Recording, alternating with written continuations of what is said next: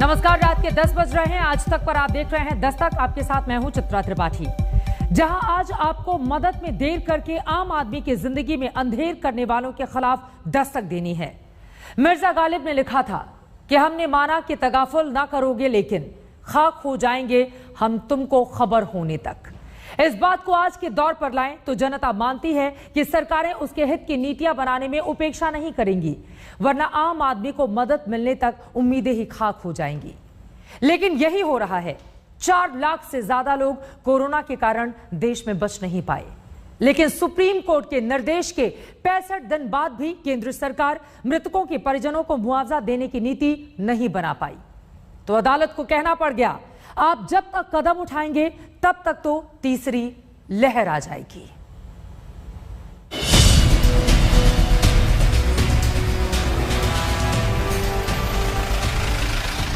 ये स्लॉथ है। इसकी चाल देखकर समझ लीजिए कि ये दुनिया में सबसे धीमे चलने के लिए पहचाना जाता है। स्लॉथ प्रति मिनट सिर्फ 1.8 मीटर ही चलता है। लेकिन सवाल है कि क्या सरकारें अमेरिका में पाए जाने वाले इस सुस्त, आलसी, शाकाहारी जीव से भी ज्यादा लचर होकर, सुस्त होकर नीतियों पर कदम बढ़ाती हैं? खरगोश और कछुए की कहानी पढ़ते हुए आप बड़े हुए होंगे। कहानी का संदेश भूलकर ये सोचिए कि कहा जाता है कछुआ अपनी सुस्त चाल के कारण 15 मिनट में 100 मीटर चल पाता है। लेकिन आज का दस्तक देता सवाल जनता का ये है कि क्या हमारे देश में सरकार की फैसला लेने की गति कछुए से भी ज्यादा धीमी है? हमारे देश में जब कोरोना ने लाखों लोगों की जान ले ली, जब कोरोना भारत में अब तक कुल 4,40,000 नागरिकों की मृत्यु का कारण बन चुका है, तब सुप्रीम कोर्ट के निर्देश के 65 दिन बाद भी सरकार कोरोना से जान गंवाने वाले लोगों को मुआवजा देने की नीति तक नहीं बना पाई है।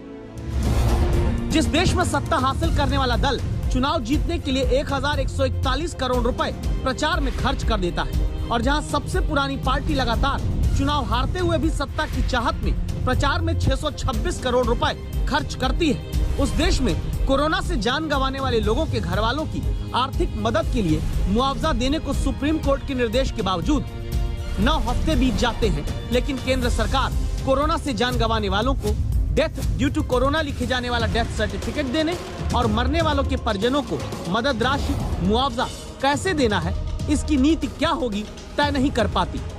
इसी कारण हमारे देश के 4,40,000 लोगों से जुड़े परिजन अब भी कोरोना महामारी में जान गंवाने के बाद आर्थिक झंझावातों से जूझ रहे हैं। जिन्होंने इलाज में अपनी बचत खो दी है, अपने किसी करीबी को कोरोना से खोने के बाद जिनकी मदद का मुआवजा देने की नीतियों को बनाने के लिए सुप्रीम कोर्ट ने केंद्र की सरकार को कहा था। अब वो 1 साल तो उसका फीस जमा करे, दूसरे साल की कहाँ से आएगी? एक तो वो समस्या की बच्चा भी 12th में है, वो कैसे कमाएंगे? इनके तो पास तो कुछ ऑप्शन ही नहीं है। ये क्या करेगी एक महिला? लेकिन आप जानते हैं क्या हुआ? 30 जून को सुप्रीम कोर्ट ने 6 हफ्ते का वक्त देकर कहा था कि नीति बना कर आना। 28 जुलाई को सुप्रीम कोर्ट ने सरकार के और वक्त मांगने पर 4 हफ्ते का समय बढ़ा कर दे दिया था। अब तीसरी बार जब अदालत में 10 दिन का और वक्त मुआवजा देने की नीतियां बनाने के लिए मांगा गया, तो देश की सर्वोच्च अदालत ने नाखुशी जाहिर करते हुए कहा कि आप जब तक कदम उठाएंगे ना, तब तक तीसरी लहर भी आ चुकी होगी। तो सवाल है सीधा सा कि कोरोना से जान गंवाने वाले लोगों को क्या सिर्फ जुबानी श्रद्धांजलि देकर सरकारें काम चलाना चाहती हैं? अगर नहीं, तो क्या अब 11 सितंबर तक यानी अगली तारीख तक देश में कोरोना संक्रमण से जान गंवाने वाले लोगों के घर वालों को मुआवजा देने की नीति सरकार सुप्रीम कोर्ट में लाएगी, या फिर मोहलत और दिनों की मांग कर मदद को टरकाया जाएगा? संजय शर्मा, दिल्ली आज तक। अब आप दस्तक देते हुए सोचिए कि कब नीतियां बनेंगी, फिर कब उनके आधार पर किन लोगों को मुआवजा देना है वो चुने जाएंगे। इसके बाद कब तक उन्हें आर्थिक मदद का मुआवजा दिया जाएगा। तो क्या यही उत्तर प्रदेश में भी हुआ, जहां पंचायत चुनाव में कोरोना के भीषण संक्रमण काल में ड्यूटी के दौरान संक्रमित होकर जान गंवाने वाले बहुत से सरकारी शिक्षकों के घर वालों को सरकारी मुआवजे के लिए लंबा इंतजार करना पड़ रहा है, क्योंकि चुनाव के 4 महीने बाद अब जाकर सरकार ने मुआवजे की राशि जारी करने का आदेश दिया।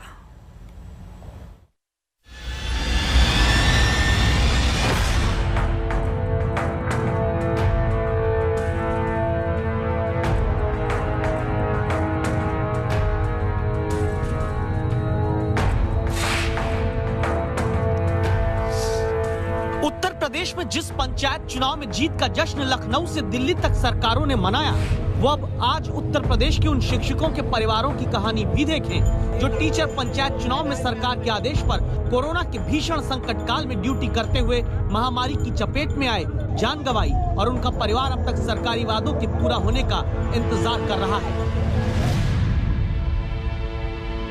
एक माँ है, माँ की गोद में बैठी बेटी, साथ में बेटा खड़ा है। घर में असहाय होते जा रहे रिटायर्ड पिता हैं। छोटा सा सवाल भी जानकारी के लिए पूछने पर रोने के लिए लाचार हो चुकी माँ है और बेटी की गोद में उनके शिक्षक पिता की तस्वीर। 37 साल के संतोष लखनऊ में मलिहाबाद के प्राथमिक विद्यालय में सहायक शिक्षक थे। इनकी फोटो पर माला इसीलिए लगी क्योंकि पंचायत चुनाव के दौरान यूपी में कोरोना के भीषण संक्रमण काल में ड्यूटी करते हुए वायरस की चपेट में आए।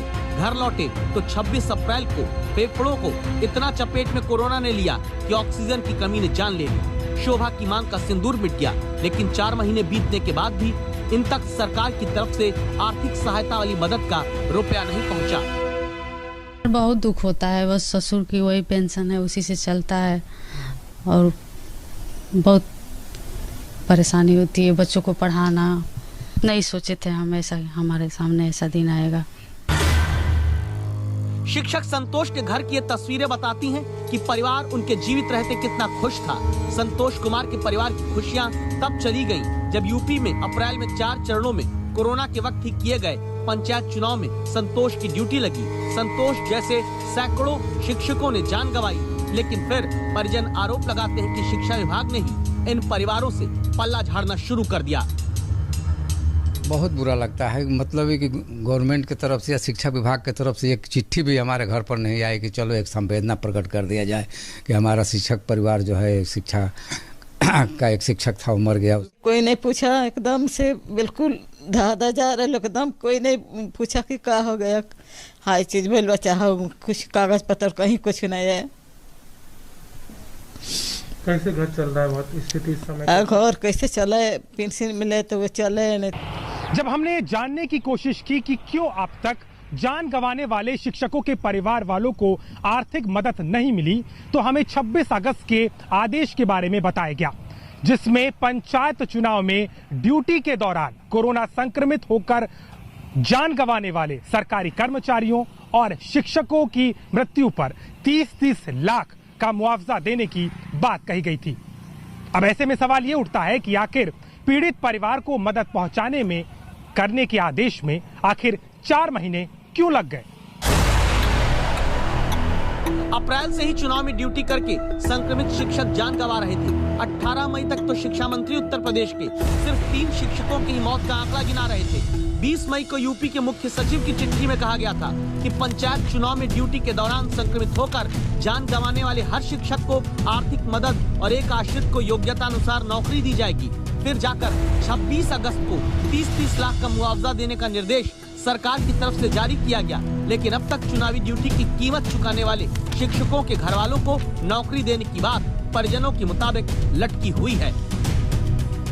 नौकरी के लिए तो चाह रहे हैं, तो कह रहे हैं कि चपरासी में नौकरी देंगे। हम भी एक किए हैं, NTT पास हैं, लेकिन हम चपरासी में नौकरी दे रहे हैं। अच्छा, BA है, LTT आपने किया हुआ है? जी अच्छा, किए हैं, लेकिन चपरासी वाले नौकरी दे रहे हैं हम लोग। 4th ग्रेड में? जी। उसके लिए भी चक्कर लगाने पड़ेंगे? उसके लिए भी चक्कर लगाने पड़ेंगे। एक घर की नहीं, लगभग हर मृतक टीचर के परिवार की यही कहानी है। ये 29 साल की ज्योति हैं। इनके शिक्षक पति राजकिशोर की मौत भी कोरोना में पंचायत चुनाव के दौरान ड्यूटी में संक्रमित होने के कारण हुई। पिछले 4 महीने से जो सेविंग घर की थी, उससे किसी तरह जिंदगी अपनी और बच्चों की चला रही है। क्या इनके परिवार को वही आदेश पहले निकालकर मदद नहीं मिलनी चाहिए थी जो 26 अगस्त को जाकर सरकार ने निकाला, लेकिन पैसा अब तक भी नहीं पहुंचा?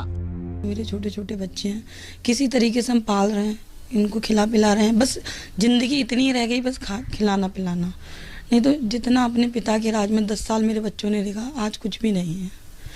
घर पे लोनिंग, गाड़ी पे लोनिंग, सब कुछ भी नहीं है सर। हम ये सोचते हैं कि मतलब पूरी तरीके से कर्ज में डूब गए। पूरी तरीके से कर्ज में डूब गए हैं ऊपर तक, मतलब कोई रास्ता नजर नहीं आ रहा है। मतलब अपनी जान अपने आप निकलती देखी है। मतलब मेरा पति फोन पे कह रहा है कि ज्योति ऑक्सीजन नहीं मिल रहा, कुछ करो, हमको यहाँ से निकालो। लेकिन सर हम निकाल के घर भी तो नहीं ला सकते, घर में क्या करते उनका, कोई कहीं से हेल्प नहीं, कुछ नहीं।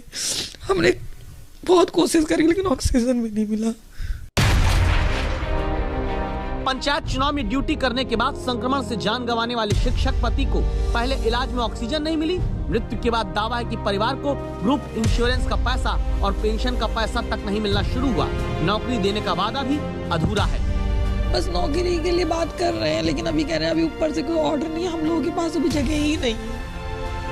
इसीलिए आज की दस्तक है कि अब मुआवजा देने का आदेश जारी करने के बाद तुरंत इन परिजनों के खाते में वो पैसा पहुंचाया जाए। इसमें कोई लाल फीताशाही का रोड़ा न आए।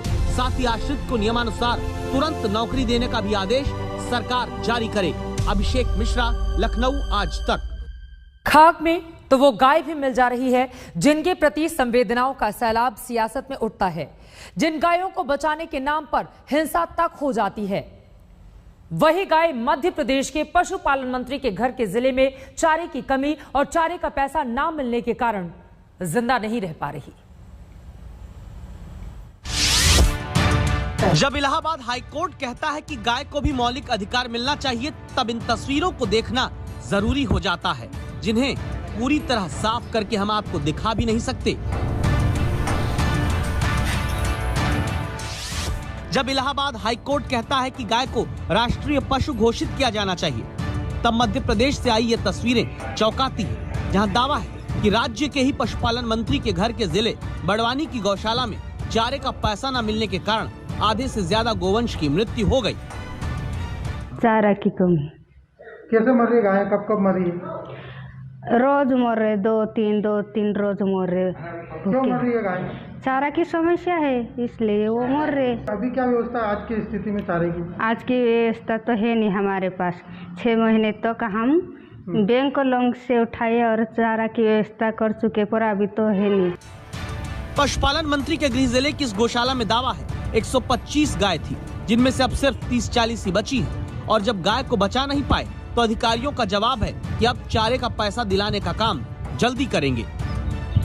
हमने यहाँ से पेमेंट के लिए भी उसको फास्ट फॉरवर्ड कराने के लिए भी प्रोसेस कर दिया है। जिला पंचायत सीओ साहब से भी इस संबंध में चर्चा करके उनका पेमेंट के लिए वहाँ से अप्रूवल ले लिया है। मध्य प्रदेश में 1200 गौशालाओं को सरकार को चारे का पैसा देना होता है, लेकिन मार्च तक हालत ये थी कि 150 करोड़ का बजट मांगने पर 60 करोड़ रुपए देने का ही ऐलान हुआ। शायद यही कारण है कि गायों पर राजनीति तो खूब होती है, लेकिन गाय से वोट दूकर उनके चारे का इंतजाम भी सिस्टम में सरकार अटका देती है। आज तक ब्यूरो। खाक हो जाता है जनता का सरकारी ईमानदारी पर विश्वास भी, जब पता चले कि राजस्थान में जिन रिश्वतखोरों को एंटी करप्शन ब्यूरो पकड़ता है, उन्हें फिर आरोपों के मुताबिक सरकार ही बचाने लगती है। तो क्या राजस्थान अब रिश्वत स्थान बन चुका है? ये सवाल आज हमारे संवाददाता शरद कुमार की रिपोर्ट देखने के बाद आपके मन में भी कौंधने वाला है, क्योंकि राजस्थान से ऐसी खबरों की बाढ़ लगातार आ रही है जहां घूस जब तक ना दे जनता, आम आदमी का कोई काम नहीं बनता।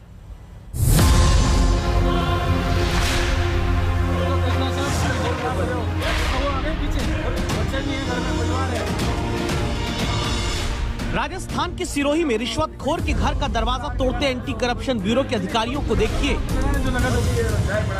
चाय बनाओ, ये दिख रहा है हमें भी। और अपनी घूसखोरी पकड़े जाने के डर से घर के भीतर कुंडी लगाकर रिश्वत के पैसों को आग लगाने वाले भ्रष्टाचारी सरकारी नौकर को भी। वो उधर से गए अंदर। अरे गेट खोल दो तेस्ला साहब।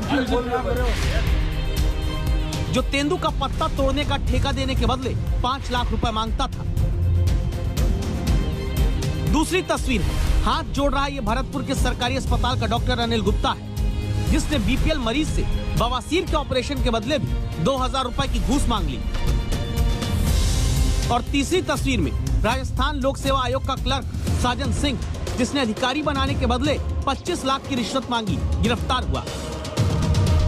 तो एंटी करप्शन ब्यूरो की छापेमारियों ने बताया कि राजस्थान रिश्वतखोरों का ऐसा प्रिय राज्य बन गया, जहां इसी साल जनवरी से अगस्त तक 201 केस में 325 करप्शन खोर पकड़े गए। कलेक्टर से लेकर एसपी तक को भ्रष्टाचार के नोट गिनते पकड़ा गया।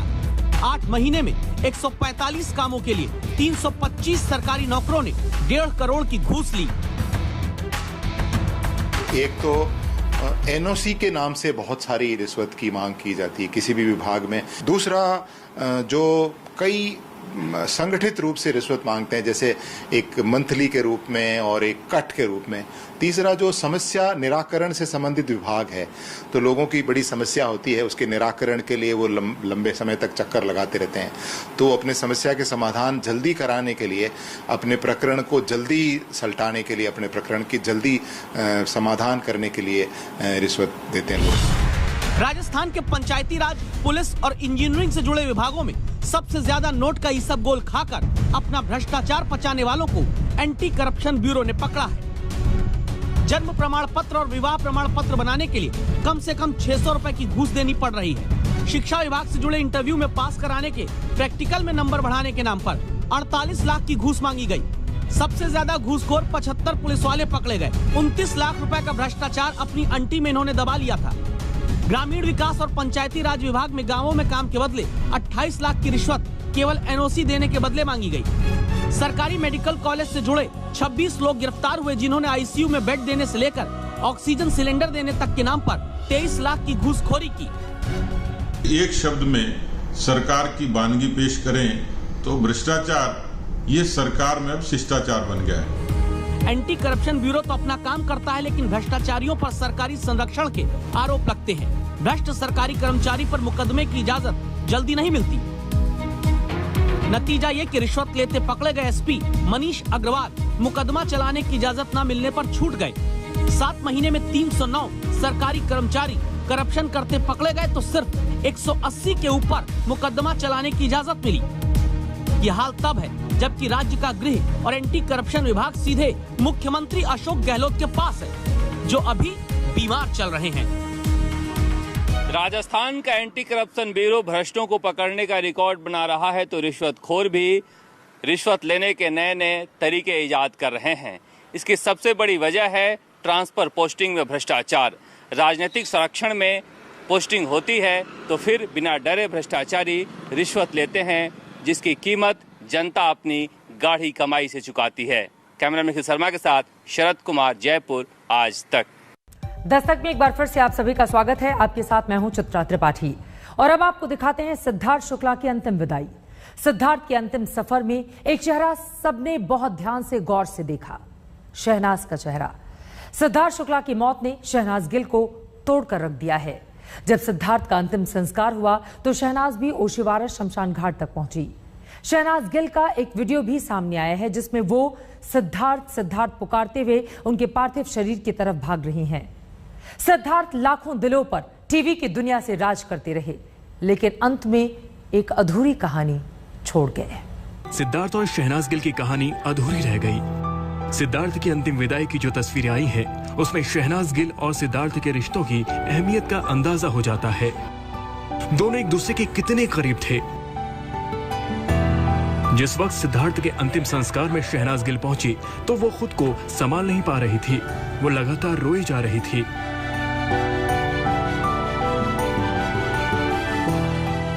शहनाज की हालत देखकर किसी को भी रोना आ जाएगा। सिद्धार्थ इतनी जल्दी दुनिया छोड़कर चले गए, वो इस सदमे को बर्दाश्त नहीं कर पा रही हैं। वो जब कार में बैठी थी तब भी रो रही थी, और जब उनके भाई शहबाज गिल ने उन्हें कार से उतारा उस वक्त भी वो बेसुध दिखी। शहनाज को देखकर ऐसा लग रहा था कि सिद्धार्थ के चले जाने से उनकी दुनिया कितनी सूनी और बेरंग सी हो गई है।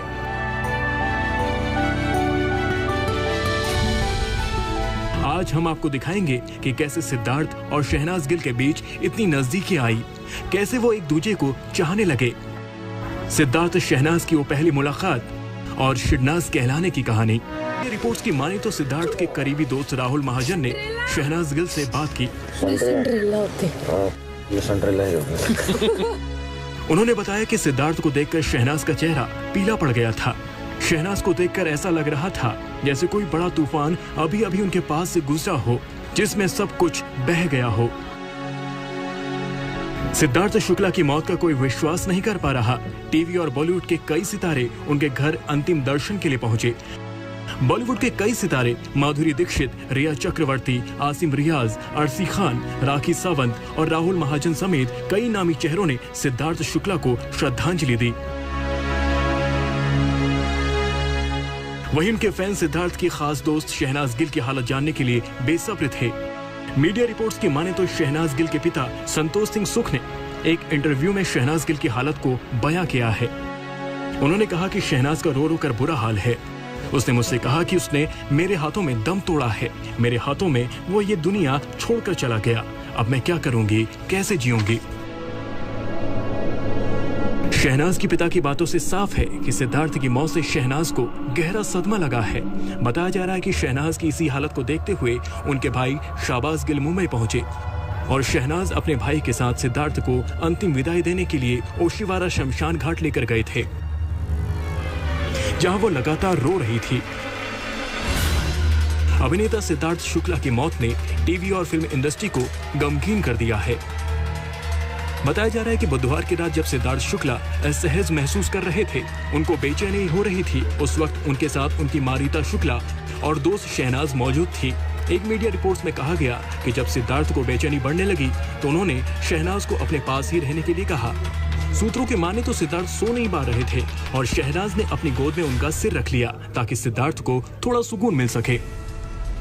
हम आपको बता दें कि शहनाज गिल उसी बिल्डिंग में रहती हैं जिसमें सिद्धार्थ रहते थे। अपने फ्लैट में सिद्धार्थ अपनी मां के साथ रहते थे और शहनाज अलग फ्लैट में रहती थी। सिद्धार्थ शुक्ला की दोनों बहनें भी इसी बिल्डिंग में रहती हैं। इसी बेचैनी और घुटन में सिद्धार्थ दुनिया को छोड़कर चले गए और शहनाज ये सदमा बर्दाश्त नहीं कर पा रही है।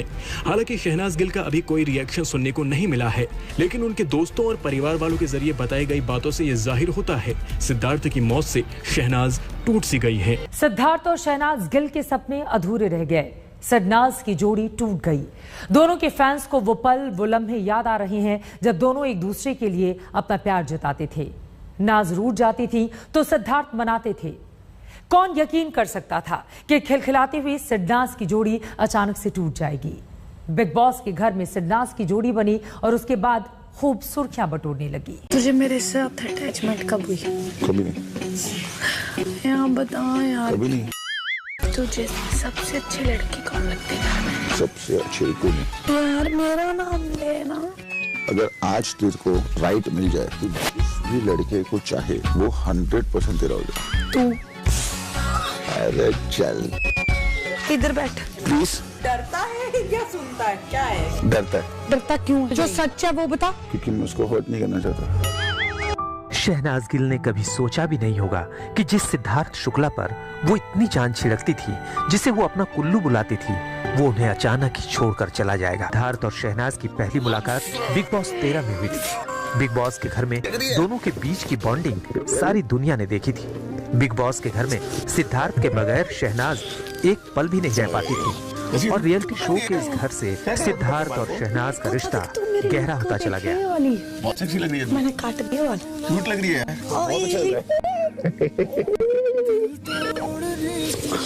सही लग रही है। सिद्धार्थ और शहनाज की जोड़ी उनके फैंस को इतनी पसंद आने लगी कि दोनों को लोगों ने सिडनाज का नाम दे दिया। प्लीज मेरे को नहीं अच्छा। हाँ तो चुप बैठ जाओ। शहनाज प्लीज नाटक मत करो, मत करो नाटक, मत करो नाटक।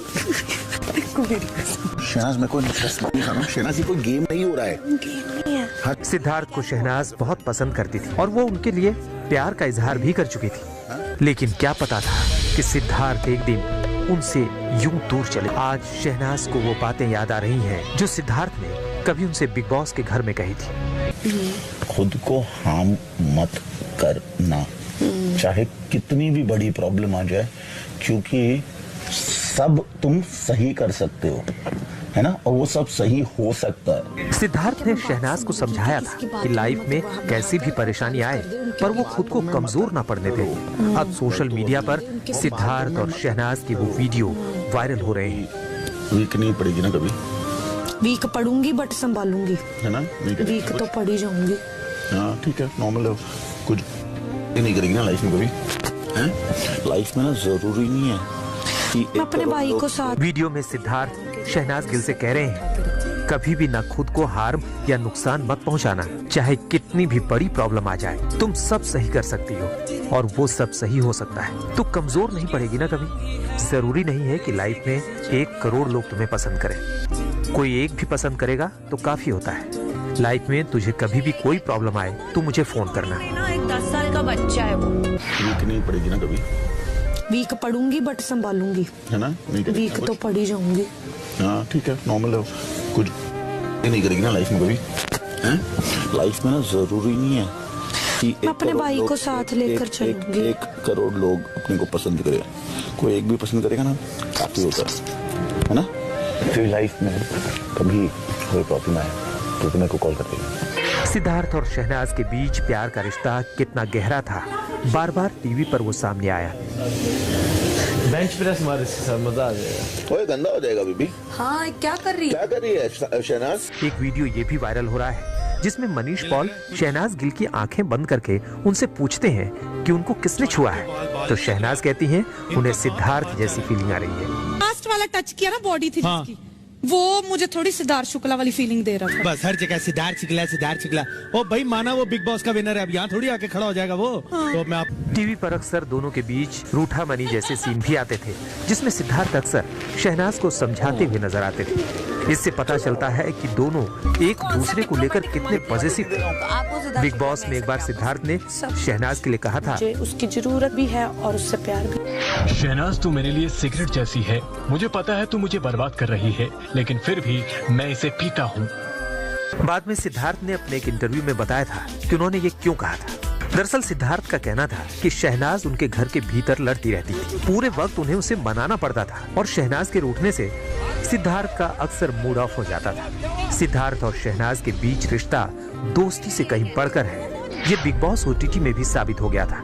यहाँ भी दोनों एक साथ नजर आए। ट्विटर यूजर ने लिखा है, दर्द होता है जब कहानी अधूरी रह जाती है, लेकिन इसी के साथ ही जब किताब बंद हो जाती है। लेकिन आज सिद्धार्थ दुनिया अधूरी कहानी आप देख रहे हैं। एक छोटे से ब्रेक के बाद हम फौरन लौट रहे हैं। आप देखते रहिए आज तक। शोहरत के आसमान में चमकता एक सितारा आज डूब गया।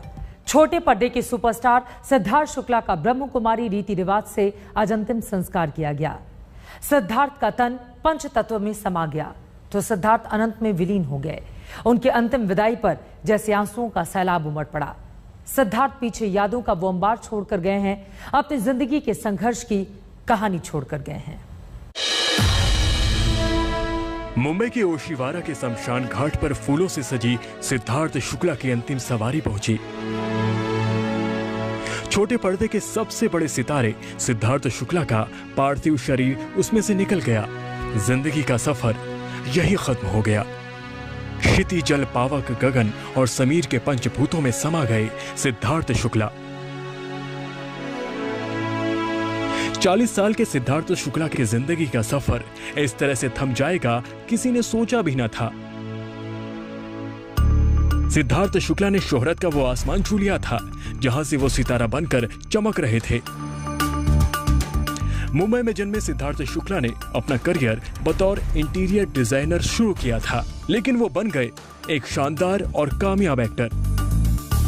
सिद्धार्थ की पर्सनैलिटी काफी अच्छी थी और यही वजह थी कि वो मॉडलिंग की तरफ मुड़े। आज तक ब्यूरो। अधूरी कहानी आप देख रहे थे।